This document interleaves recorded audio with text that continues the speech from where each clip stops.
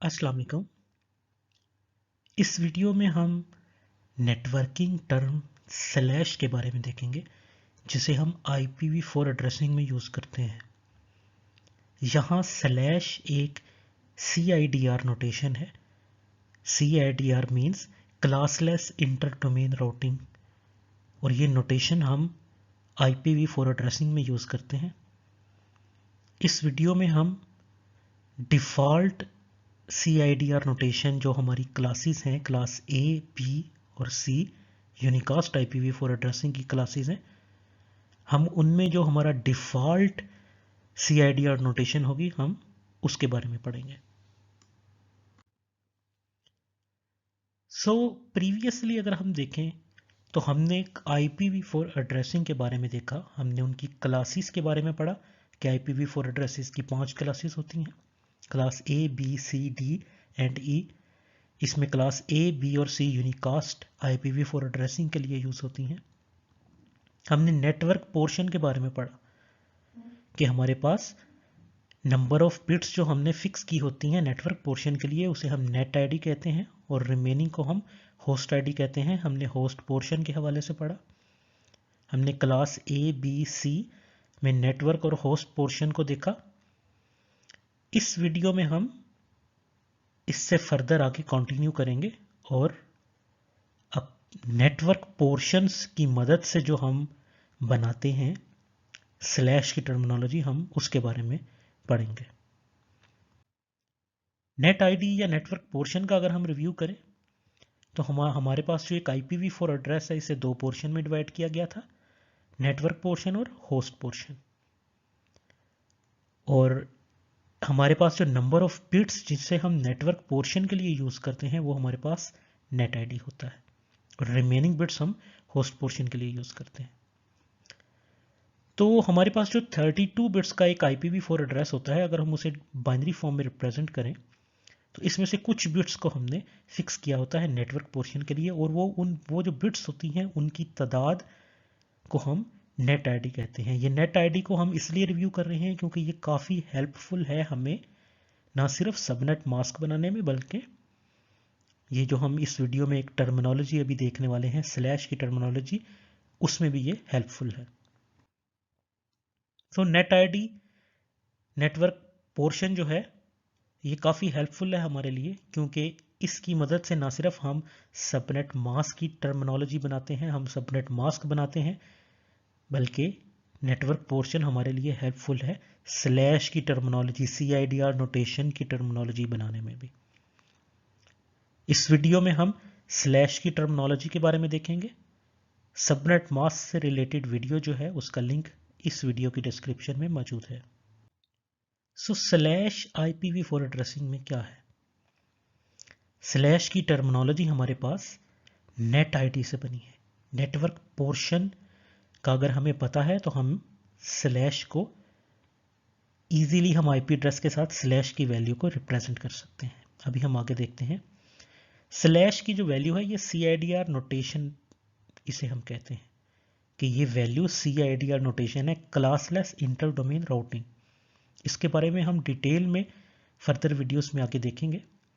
इस वीडियो में आपको ये जानना ज़रूरी है कि स्लैश जो है ये एक CIDR नोटेशन है। नेटवर्क एड्रेस हम एक कंपनी को साइन करते हैं, किसी भी कंपनी या डिपार्टमेंट या किसी क्लाइंट को, कस्टमर को, अगर हम कोई IPv4 एड्रेसिंग में से कोई IPs असाइन करते हैं तो हम उसे नेटवर्क एड्रेस के बारे में बताते हैं।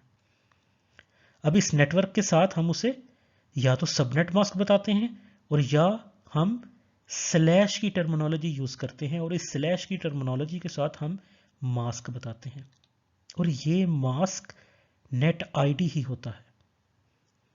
मींस कि स्लैश के साथ जो चीज हमने रिप्रेजेंट करनी है वो जाहिर करती है उन बिट्स को जो फिक्स है नेटवर्क पोर्शन के लिए।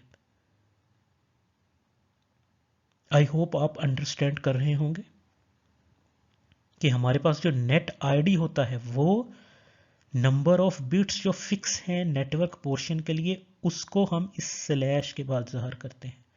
आप अक्सर आईपी एड्रेसेस के साथ /8 या /16 या स्लैश के साथ कोई वैल्यू देखते हैं, तो उस वैल्यू का मतलब है कि उतनी बिट्स उस IPv4 एड्रेस में से नेटवर्क पोर्शन के लिए फिक्स है, जिन्हें चेंज नहीं कर सकती है कंपनी। स्लैश की टर्मिनोलॉजी को हम क्लास ए में देखते हैं।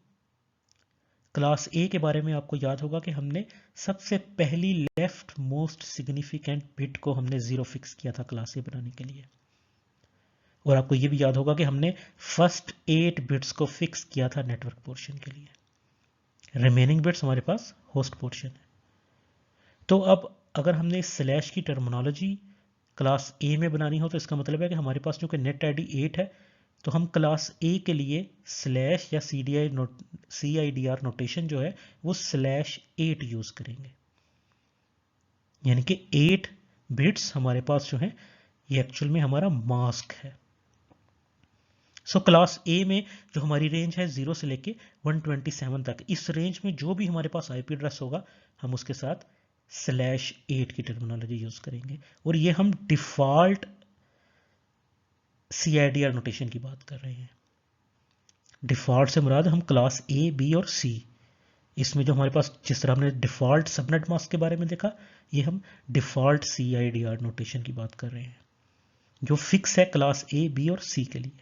इसे हम फर्दर आगे देखेंगे कि किस तरह सबनेटिंग में इस वैल्यू को हम क्लास A, B और C के लिए चेंज करते हैं, लेकिन यहां आपको जस्ट डिफॉल्ट CIDR नोटेशन की वैल्यूज क्लास A, B और C के लिए जो फिक्स हैं हम उसके हवाले से पढ़ेंगे।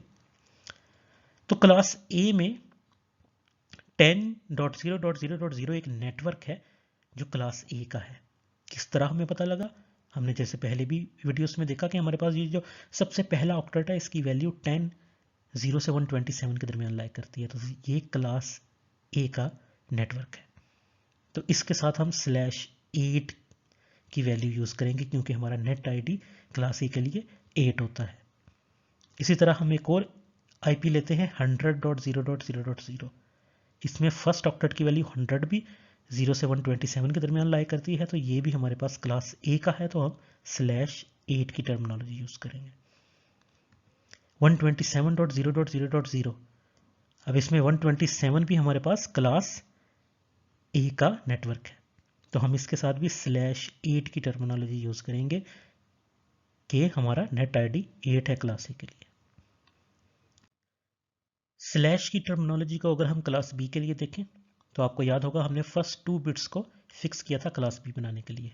हमारे पास left most significant first 2 bits 10 हैं, और क्लास B के लिए हमने फर्स्ट 2 ऑक्टेट्स यानी कि 16 बिट्स को फिक्स किया था नेटवर्क पोर्शन के लिए, और होस्ट पोर्शन भी 16 बिट्स ही थी। तो इस तरह हमारे पास नेट आईडी 16 है, मींस क्लास B के लिए हम स्लैश की वैल्यू /16 यूज करेंगे। तो क्लास B में जो हमारे पास रेंज है 128 से 191 तक, इनमें अगर हम कोई नेटवर्क लेंगे तो हम उसे /16 के साथ रिप्रेजेंट करेंगे। ये /16 एक CIDR नोटेशन है, क्लासलेस इंटर डोमेन राउटिंग, जिसके बारे में हम डिटेल में फर्दर वीडियोस में देखेंगे।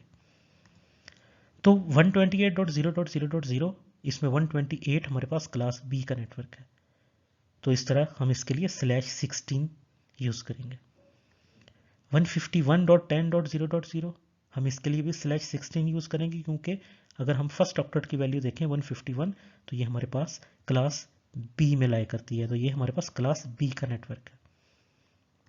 172.16.0.0, 172 फर्स्ट ऑक्टेट की वैल्यू भी क्लास B में एग्जिस्ट करती है, तो ये क्लास B का नेटवर्क है। और क्लास B के नेटवर्क के लिए हमने देखा क्योंकि हमारा नेट आईडी या नेटवर्क पोर्शन 16 बिट्स रिजर्व हैं, तो हम /16 यूज करेंगे। स्लैश की टर्मिनोलॉजी को हम क्लास C के लिए देखते हैं। क्लास C में आपको याद होगा हमने फर्स्ट 3 बिट्स को 110 फिक्स किया था क्लास C बनाने के लिए, और हमने फर्स्ट 3 ऑक्टेट यानी कि 24 बिट्स को फिक्स किया था नेटवर्क पोर्शन के लिए, मींस हमारा नेट आईडी 24 था, और रिमेनिंग 8 बिट्स हमारा होस्ट पोर्शन थी। तो इस तरह से क्लास C में 192 से 223 तक, यानी कि इसमें से अगर हम कोई नेटवर्क लेते हैं तो उसके लिए हम /24 वैल्यू यूज़ करेंगे। /24 हमारे पास CIDR नोटेशन है। सो 192.0.0.0 इसमें 192 हमारे पास क्लास C का नेटवर्क है, तो हम /24 यूज़ करेंगे। 200.10.10.0 200 ये वैल्यू हमारे पास क्लास C में लाई करती है, ये क्लास C का नेटवर्क है, हम /24 यूज़ करेंगे। 222.22.10.11.0 अब इसमें 222 हमारे पास क्लास C में लाई करती है, तो ये क्लास C का नेटवर्क है, हम /24 की वैल्यू यूज़ करेंगे। सो स्लैश का अगर हम यूनिकास्ट IPv4 में रिव्यू देखें, हमारे पास यूनिकास्ट IPv4 एड्रेसिंग में क्लास A, B और C हैं।